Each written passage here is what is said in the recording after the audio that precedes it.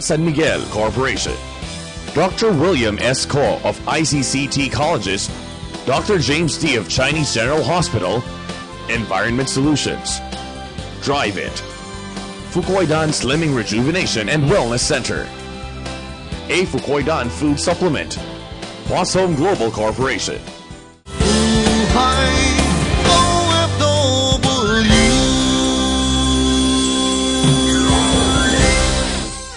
Isang maligayang Pasko po sa inyong lahat. Tunay nga mga Pilipino ang may pinakamahabang pagdiriwang ng Kapaskuhan. Isa po ito sa pinakaaabangan at pinakamasayang okasyon para sa atin. Ito rin po ang pagkakataon para sa mga family reunions at sari-saring get-together. Kapansin-pansin din po ang mataas na bilang ng mga OFW na umuuwi para samantalahin ang pagkakataong makapiling ang kanilang mga mahal sa buhay. Magandang gabi po sa inyong lahat. Ito po ang inyong ate Marisa Dalmar. Ito po ang Buhay OFW. Buhay OFW, pangarap mo'y matutupad. Sa iyong pagsisikap, ang araw ay sisikat.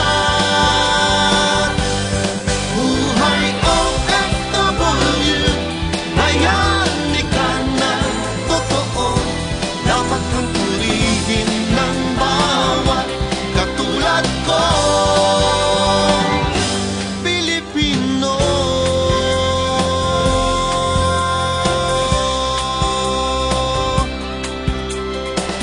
Buhay OFW.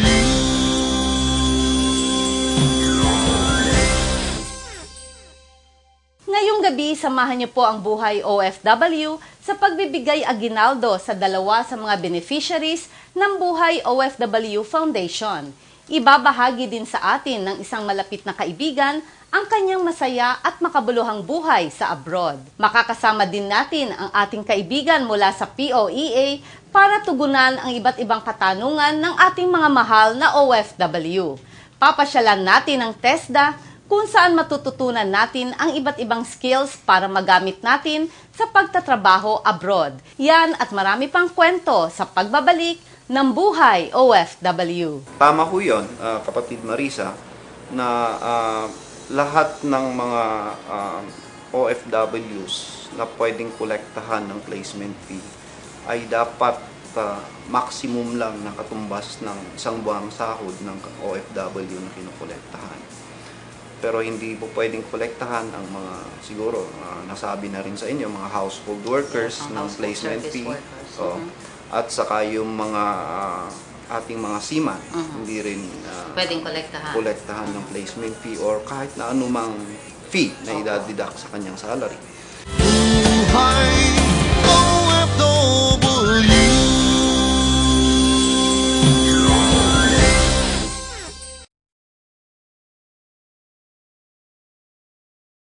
San Miguel Corporation. Dr. William S. Ko of ICCT Colleges, Dr. James D. of Chinese General Hospital, Environment Solutions. Drive It.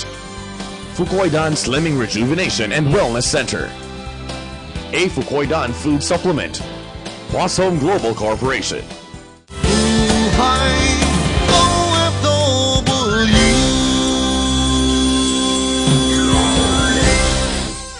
Magandang gabi po sa buong Pilipinas at sa buong mundo na nanonood po sa Buhay OFW.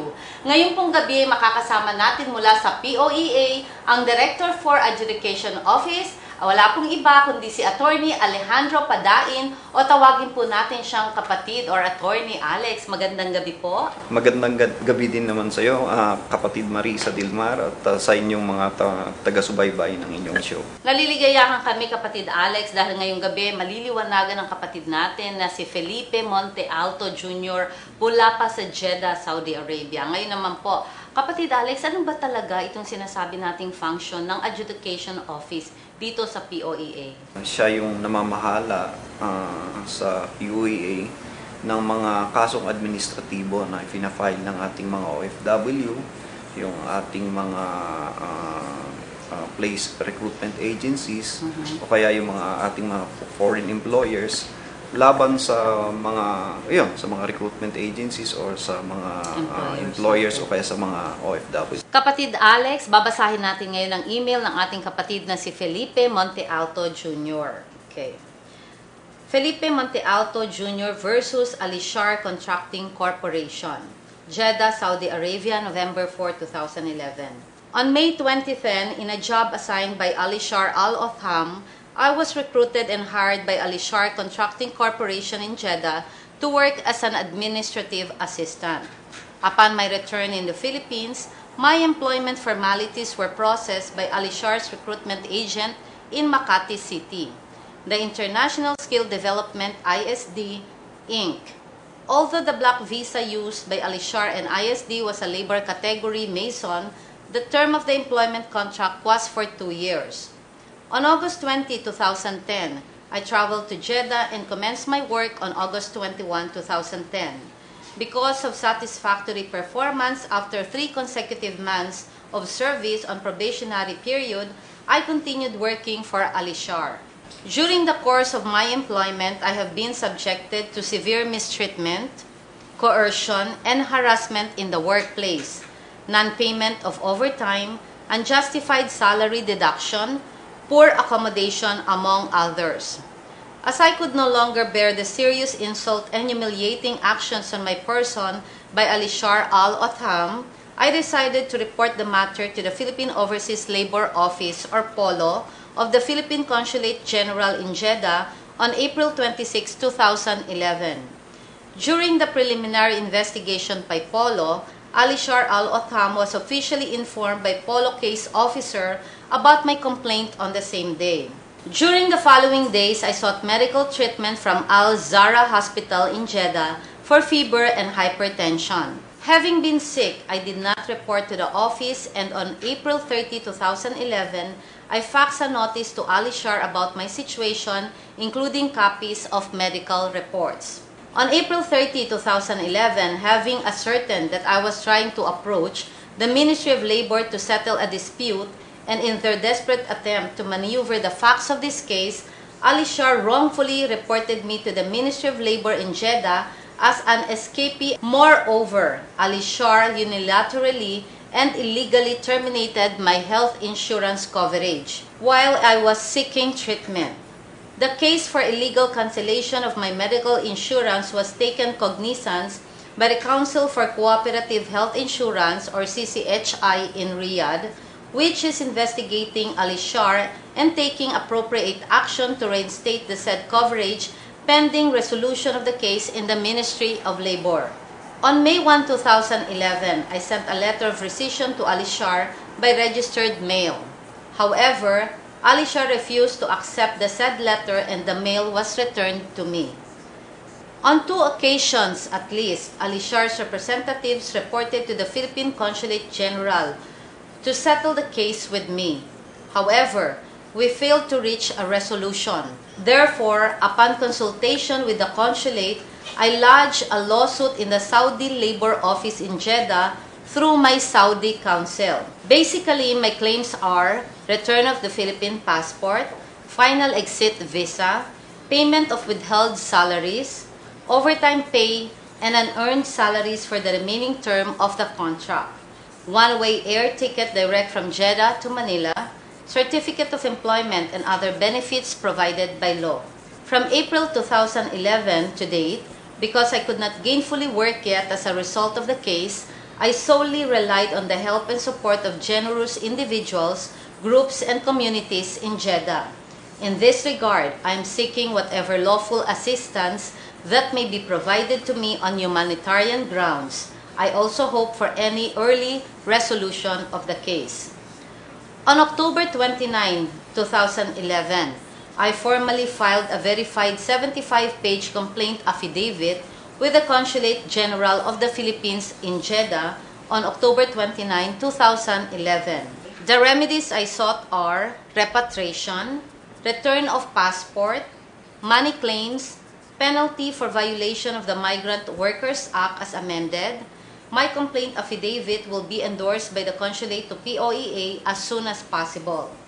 In the said complaint affidavit, I charge jointly and solidarily my Alishar Ali Shar Saad Al Otham and ISD in the Philippines for violating certain provisions of RA number 8042, Migrant Workers and Overseas Filipino Act of 1995, as amended by RA number 122, 2002 POEA Rules and Regulations governing the recruitment of land-based overseas workers and other pertinent laws. I am grateful for one and all who provided me the much-needed support in finalizing the complaint affidavit, especially to a private law firm in Makati that rendered legal research on laws and cases applicable to my situation. Kapatid Alex, so dito po sa nabasa ko pong email ng portion ni kapatid Felipe, sinasabi po niya simula nung nagkaroon daw po siya ng kaso, medyo hindi na nga po siya nakakapasok sa kanyang opisina, so halos once a day na lang po siya nakakakain sa tulong ng mga kababayan natin doon sa Jeddah. So ano po ang nakikita nyo, nabigyan po namin kayo ng advance na problema ni Felipe, ano po ang nakikita nyong kaso at ano po ang pwede nating maitulong kay kapatid Felipe? Actually, naidulog na po sa amin ng Polo yan. O may sumulat din nga sa amin tungkol sa pagre-repatriate natin kay Mr. Monte Alto. At sinulatan na po namin yung International Skills Development Incorporated, including his employer in Saudi Arabia. Unfortunately, hindi po natin mai-push pa yung ating mechanism for repatriation. Gawa ng mayroon pang dinidinig na kaso sa Saudi. Kung basahin niyo yung kanyang liham, sinasabi niya diyan na nagdulog sila ng reklamo kasama ang ating embahada doon, the Philippine Overseas Labor Office, ay nagsampa ng labor case Mr. Monte Alto sa labor court ng Saudi Arabia. Ang patakaran kasi sa Saudi Arabia, once na nagsampa ka ng isang kaso doon, whether criminal man o isang labor case tulad ng isinampa ni Mr. Monte Alto, hindi kanila papayagang makalabas ng kanilang bansa unless matapos yung kaso na yun. Aside from the POEA, ay maaari siyang kumuha ng tulong sa OWA natin doon para man lang makasustain siya ng livelihood niya or at least may makain siya man lang doon? Pwede siyang tulungan ng OWA at pwede rin siguro natin pakiusapan yung kanyang agency rito na magbigay din ng kaukulang tulong. Okay. Ang problema kasi dito, nangyari yung problema ni Mr. Monte Alto before yung enactment ng RA 122. Okay. Kasi sa RA 122, mandated po yung mga employers, including the local agency, na mag-secure ng insurance sa lahat ng mga workers na kanilang ipapadala o kaya kanilang kukunin. At isa dun sa component ng insurance na yon, yung 6 months na parang allowance na ibibigay ng insurance company in case nga na magka-problema tulad ng problema ni Mr. Monte Alto.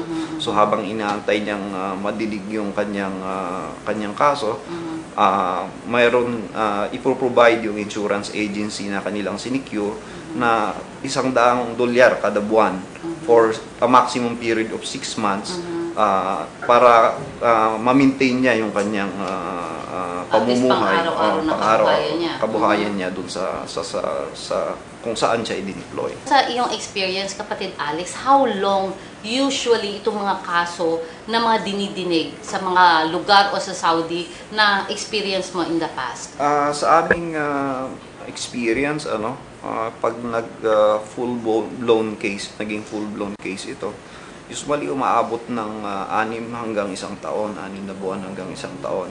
Kaya nga sa batas natin, nagbigay nga ng period ng 6 months na mabigyan siya sana ng subsistence allowance na ipoprovide nga ng insurance agency. Sa tingin mo ba itong kaso ni Felipe, mabibigyan kaya siya ng karampatang fair trial and justice, lalo na dun sa sinasabing coercion, harassment, yung overtime pay niya, yung iba pang mga di dapat na nangyari sa kanya, magkakaroon kaya siya ng hustisya dito?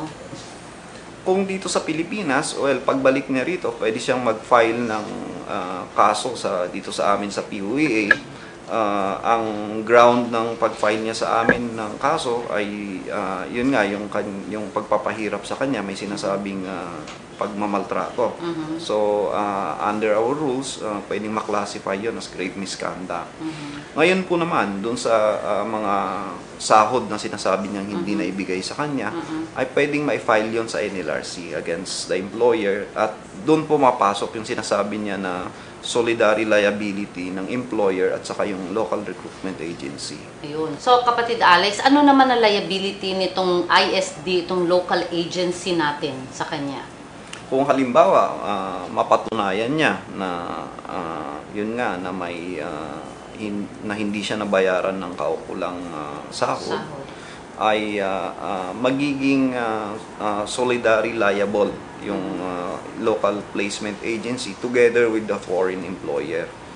Ibig sabihin nun, kung halimbawa, kasi ang talagang may liability naman ay yung foreign employer dahil siya yung hindi nagbayad. Pero dahil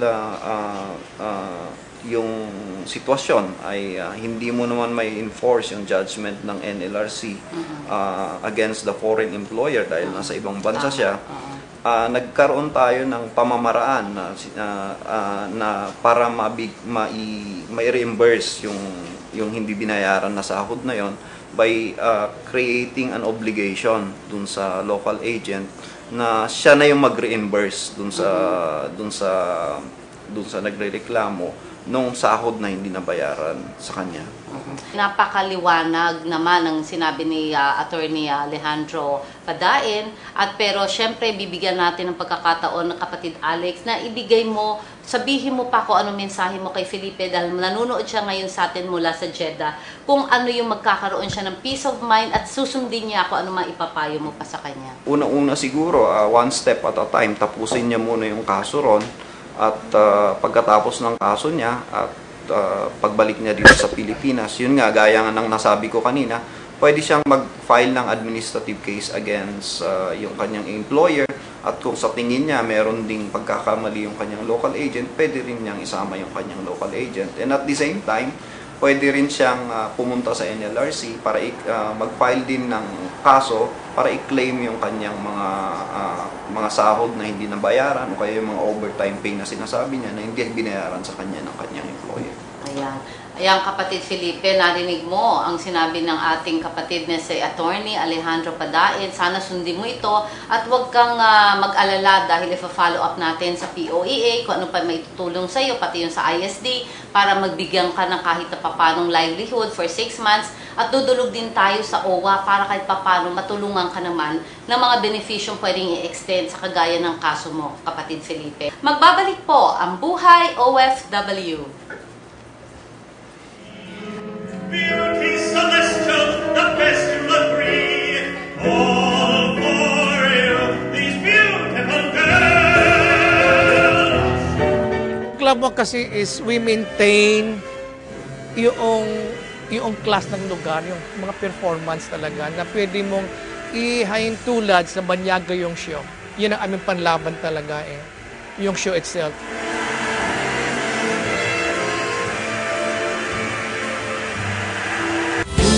Buhay OFW.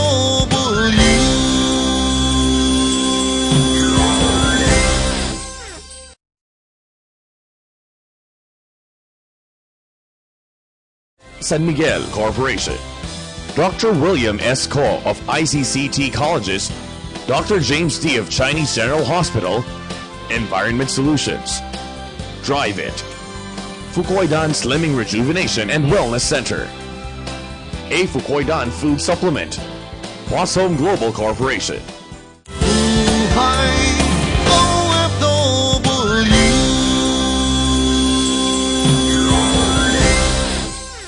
Mula sa pagiging entertainer abroad at ngayon, isa ng successful businessman, alamin natin ang kwento sa likod ng Club Moi.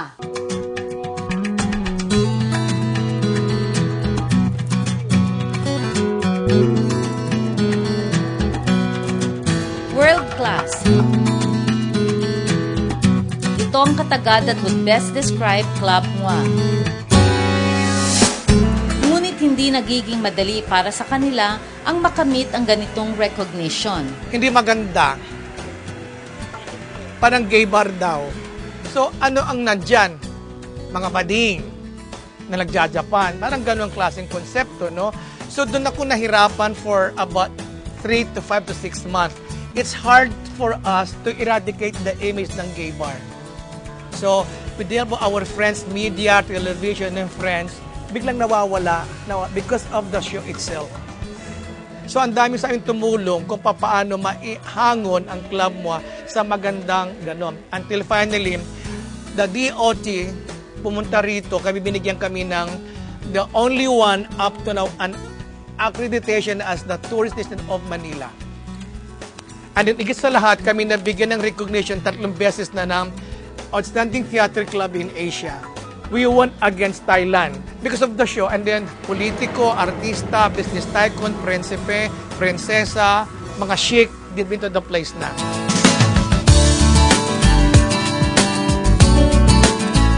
Mula sa pagiging entertainer sa Japan, nagkaroon ng sariling promotion sila Pocholo. Naging matagumpay ang kanilang promotions sa larangan ng pagpapadala ng entertainers abroad. Bago ito naging Club MOA, ang lugar na ito ay kilala bilang isang government-recognized school for dancing for Japan. Noong araw, di ba, kami yung eskwela na naaprubahan ng DEX, POA, TESDA at OWA. Ito yung namayagpag sa Japan sapagkat kami yung unang-una nagpatayo ng school for dancing. Lahat na nagja-Japan dito, tinitrain sila maraming bagay, spiritually, morally, academically, tinutulong. Pati magulang dito ng mga nagja-Japan nung araw, mini-meeting po lahat yan. Meron silang workshop, meron silang seminar. Kaya pagpunta ng bata sa Japan nung araw, they are well disciplined. Wala akong naging problemang talento.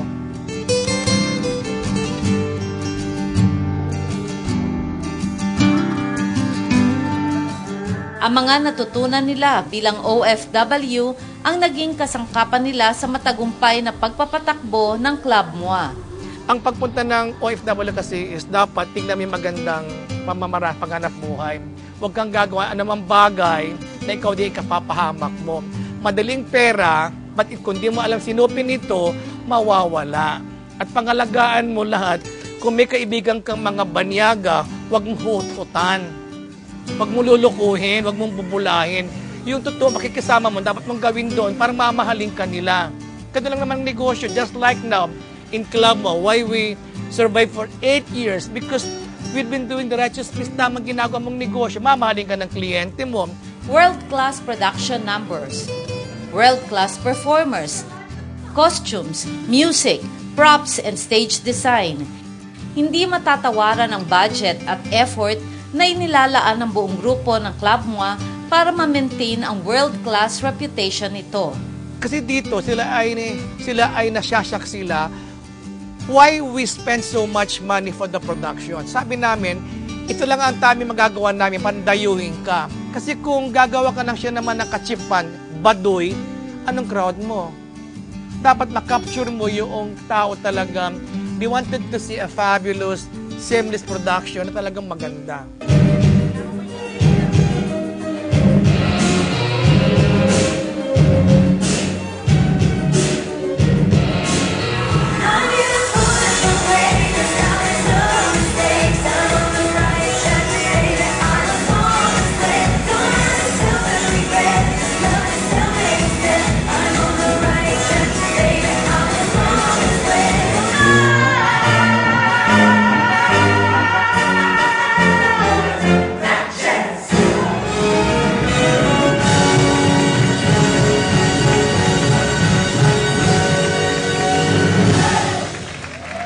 Sa ating mga kababayan sa ibang bansa, siguro dapat kayo po ay, pag kayo umuwi po sa Pilipinas, huwag niyong kalimutan dumaan sa Club MOA para mapanood kayo na ang inyong kapwa OFW ay nandirito nagbibigay ng isang kasayahan na pwede mong ihantulad sa ibang bansa.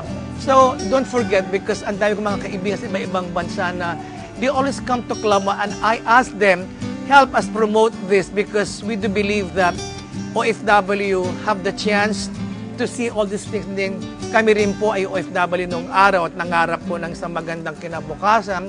Kami nandito po. So we share this to you, OFW, na magsama-sama at mag-reunion, mag-bonding tayo sa club mo. Di ba, no? Merry Christmas sa inyong lahat.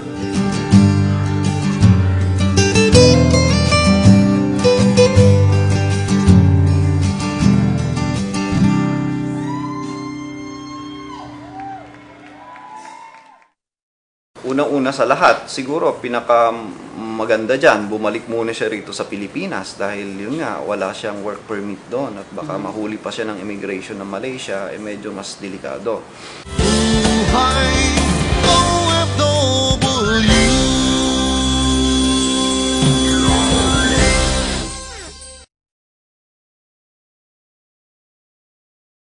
San Miguel Corporation. Dr. William S. Ko of ICCT Colleges, Dr. James D. of Chinese General Hospital, Environment Solutions. Drive It. Fukoidan Slimming Rejuvenation and Wellness Center. A Fukoidan Food Supplement. Plus Home Global Corporation. Buhay OFW.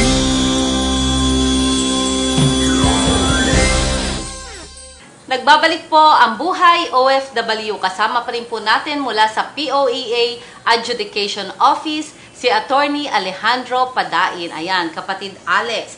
Babasahin naman po natin ngayon ang email ng ating kapatid na si Oliver Barrientos.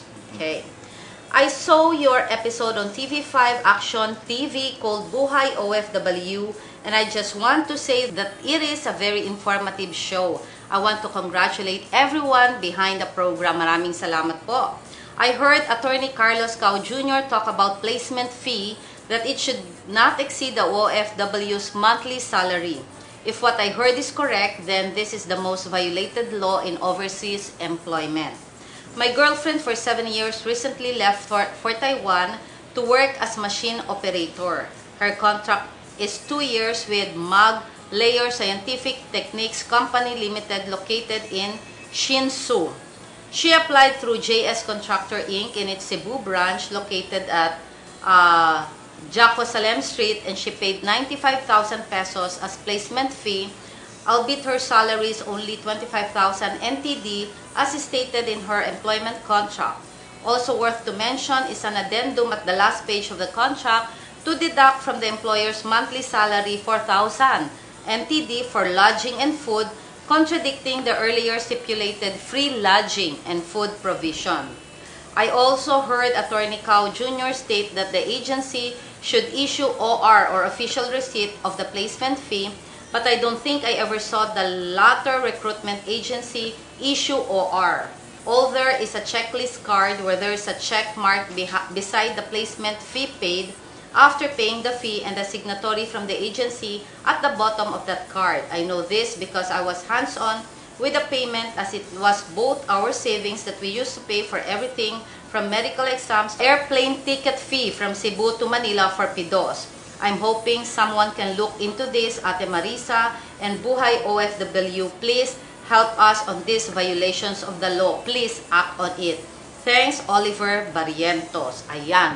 Kapatid Alex, ano po ang masasabi nyo? Natabi nga naman ni Attorney Carlos Cao, ang ating administrator sa POEA, na 1 month salary lamang daw po ang placement fee at kailangan parating may resibo. Lahat ng mga OFWs na pwedeng kolektahan ng placement fee ay dapat maximum lang na katumbas ng isang buwang sahod ng OFW na kinokolektahan. Pero hindi po pwedeng kolektahan ang mga, siguro, nasabi na rin sa inyo, mga household workers ng placement fee. At saka yung mga ating mga seaman, hindi rin pwedeng kolektahan ng placement fee or kahit na anumang fee na idadidak sa kanyang salary. At saka, mayroon ding mga bansa ho tayo na pinagpapadalhan ng mga workers tulad ng United Kingdom o kaya Ireland na ipinagbabawal na maulekta ang mga recruitment agencies sa mga workers na pinapadala sa kanilang mga jurisdiction. So, rinirespeto natin yon at kung ganun ang polisiya o kaya batas ng bansa na ating pinagpapadalhan, ay pinagbabawal din natin yung mga ahensya na mangolekta para dun sa mga workers na ipapadala dun sa mga bansa na yon. So, Ano po yung ngayon? case ni ng girlfriend ni Oliver, Mr.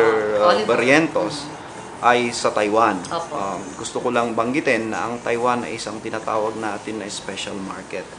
Since nandun siya kapatid Marisa sa Taiwan, pwedeng pumunta siya sa ating Philippine Overseas Labor Office at magsampa ng kaukulang reklamo laban sa kanyang ahensya o kaya laban sa kanyang employer.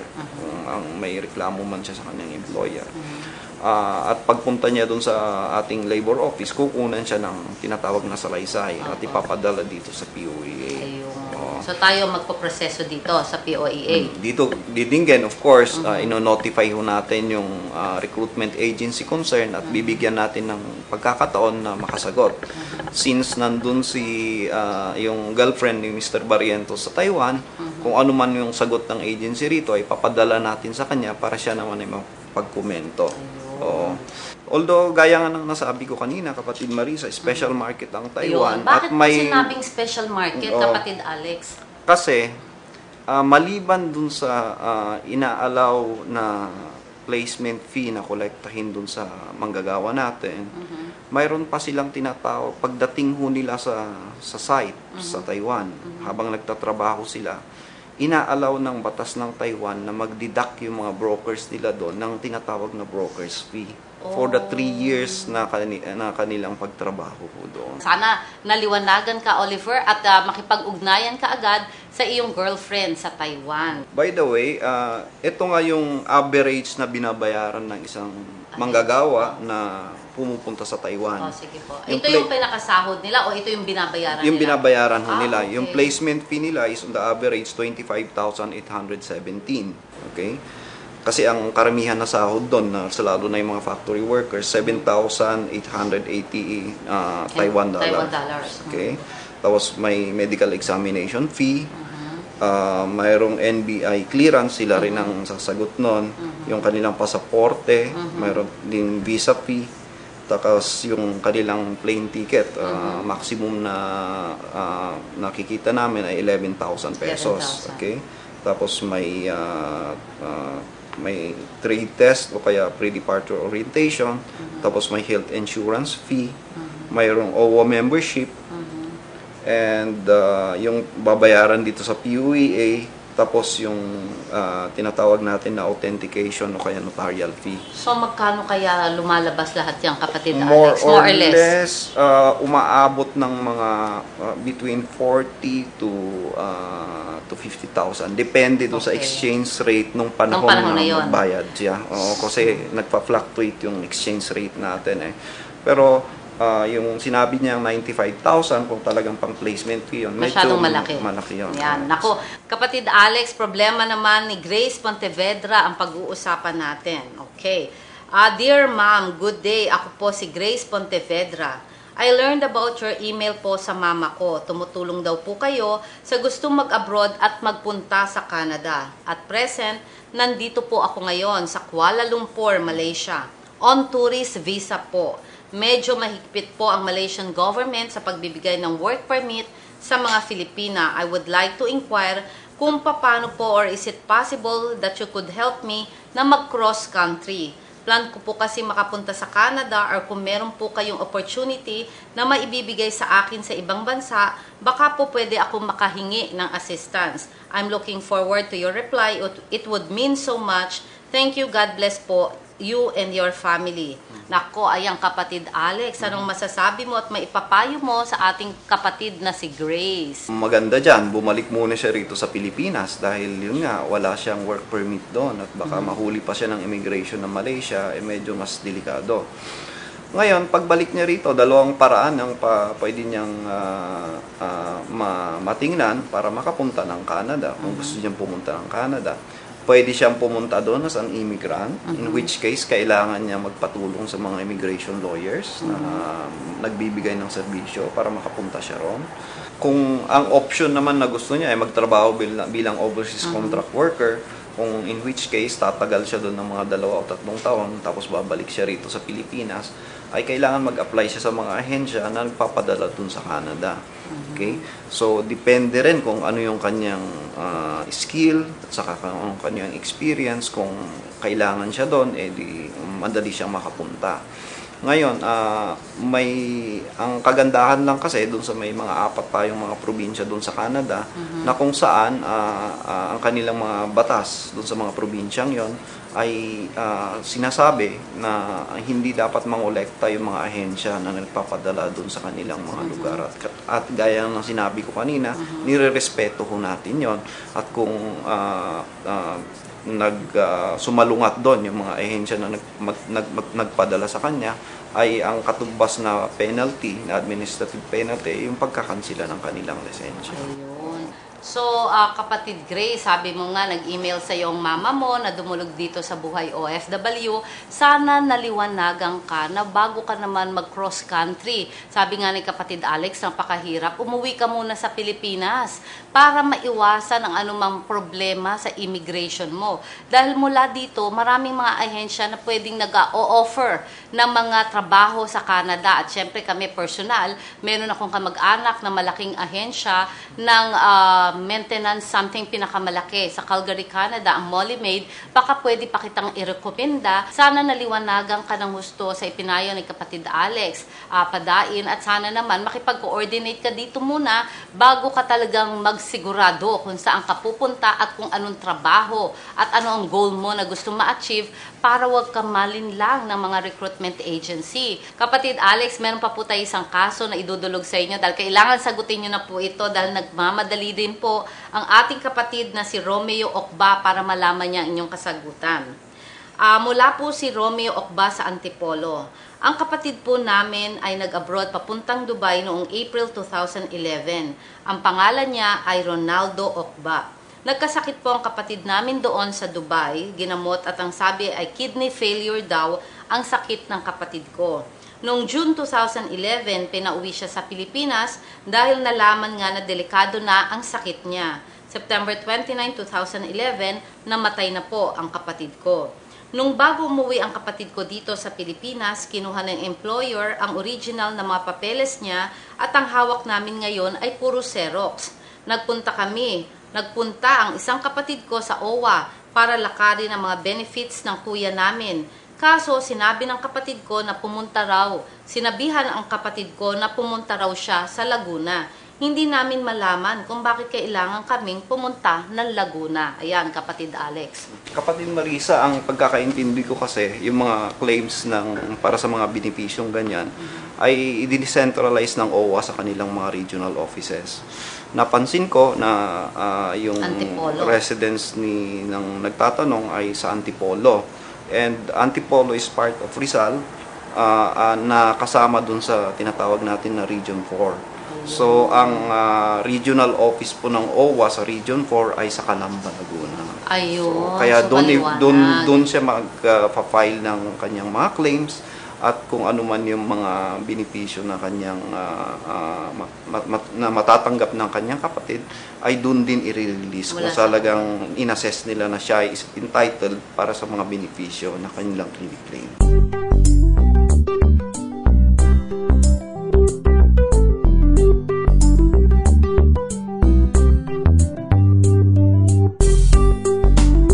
Hindi magiging kompleto ang aking Pasko kung hindi ko madadalaw ang isang taong malapit sa aking puso. Kaya kasama ng buong grupo ng Buhay OFW Foundation, pinuntahan namin si Ervin sa kanilang tahanan sa Tondo, Maynila. Nasa gate pa lamang ang Buhay OFW ay tuwang-tuwa ng sinalubong ni Ervin.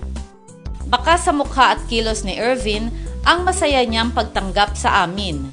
Lingid sa kanya, mas matindi ang nararamdaman naming kaligayahan na makita ang mainit niyang pagtanggap sa amin. Buhay OFW Foundation operated. Merry Xmas, God bless. Ate Marisa Dalmar. Wow! Oh my God! Happy? Ano sasabihin kay Ate Marisa? Maraming salamat po sa inyo. Christmas gift mo yan, galing kay Ate Marisa. Sorry ko, may gusto akong flowers.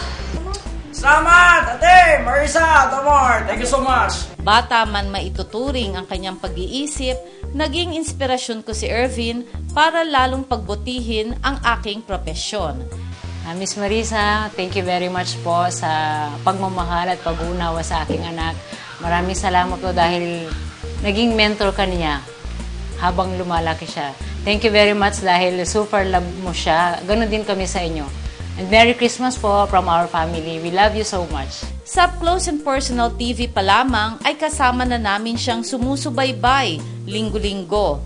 Ang theme song ng Up Close and Personal, ngayon naman ng Buhay OFW, ay kayang-kaya niyang awitin. Buhay OFW, pangarap mo'y natutupad. Sa'yo pagsisihan ng araw ay sisikat. Buhay OFW, payagi ka ng totoo. Mga paghihilid ng bawat katulad ko, Pilipino.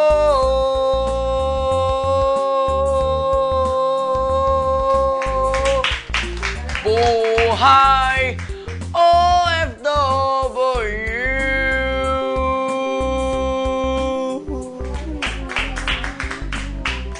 Snabo. Woo! Merry Christmas and Happy New Year. Thank you so much. Saludo ako sa iyo. Woo! Oh my God! Thank you!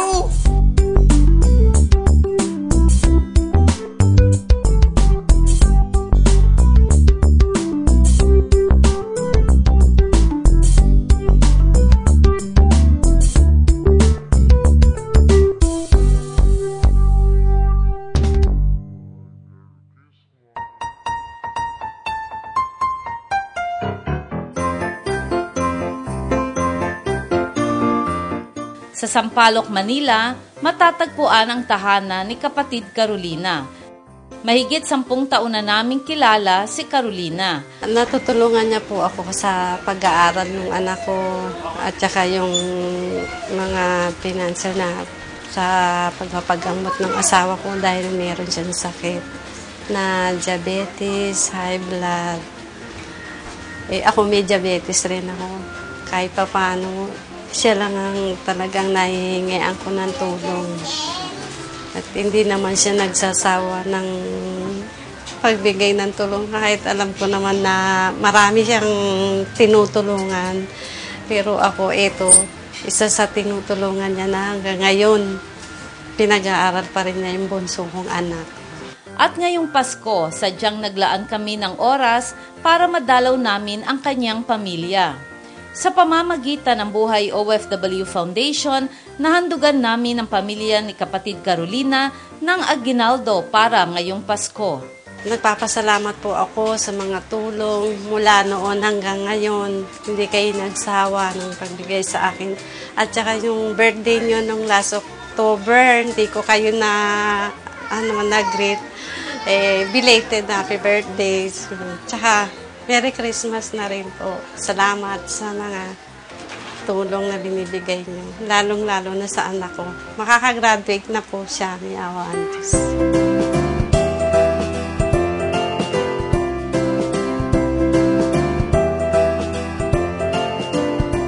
Salamat po at napag-aral niyo po simula elementary at ngayon po na-graduate na po ng high school. At Merry Christmas na rin po at belated happy birthday po. Maraming salamat po. Maraming salamat po sa Buhay OFW Foundation sa maagang pamasko. Maraming salamat po.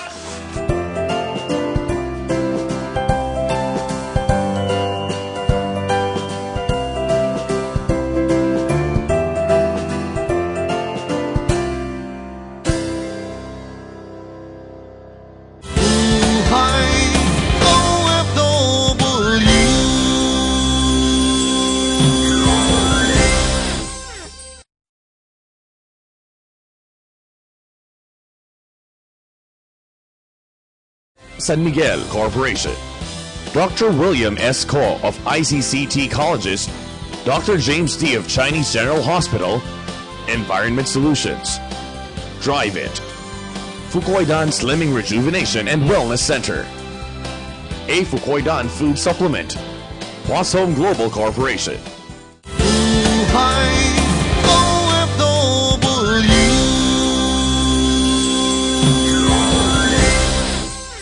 Maging handa sa pagsabak sa ibang bansa. Alamin natin mula sa TESDA ang iba't ibang pagsasanay na makakatulong sa ating pagtatrabaho abroad.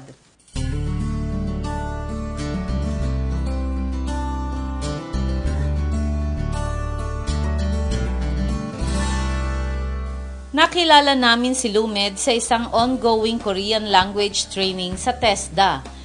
2 taon din siyang nagtrabaho sa isang catering service sa Abu Dhabi. Si Malde naman ay nakapagtrabaho sa isang electronics company sa Japan. Habang si Mildred ay 2 beses nang nakakapagtrabaho abroad bilang household service worker sa Singapore at factory worker naman sa Taiwan. Silang tatlo ay bahagi ng Korean language training na libreng ibinibigay ng TESDA. Tunguhin po ng TESDA na matulungan ng mga students o workers to improve their employability and enhance their competitiveness para matulungan sila, in addition to the skills that they possess, matulungan sila na ma-employ sila ng... Sa ngayon ay may 5 foreign languages ang libreng hinahandog ng TESDA, ang English, Korean, Japanese, Spanish at Mandarin. Ang Korean ang pinaka-in-demand. Marami sa ating mga kababayan ang gustong magpunta ng Korea dahil mas maraming employment opportunities and meron tayong Korean Employment Permit System na kung saan in-refer ng POEA yung mga gustong pumunta sa Korea, mag-undergo muna sila ng Korean language training dito sa TESDA. Ang training dito sa TESDA Language Skills Institute ay libre po. Walang babayaran ang mga nais magkumuha ng language skills training at ang haba ng pagsasanay ay 100 hours except for Japanese, which is 150 hours. And the training is conducted daily, 4 hours a day. Ang session namin pang umaga is 8 to 12 and pang hapon is 1 to 5.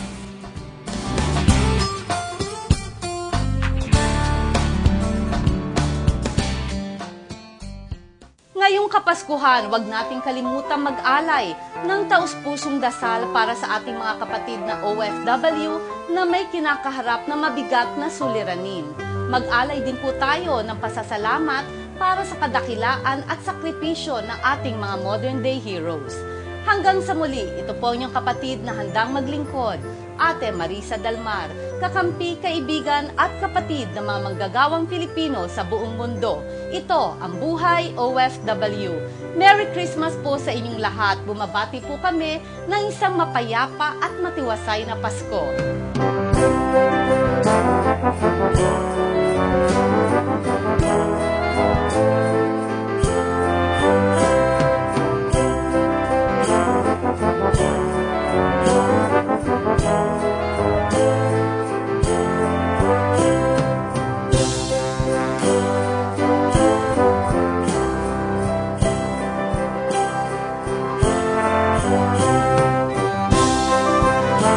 Thank you.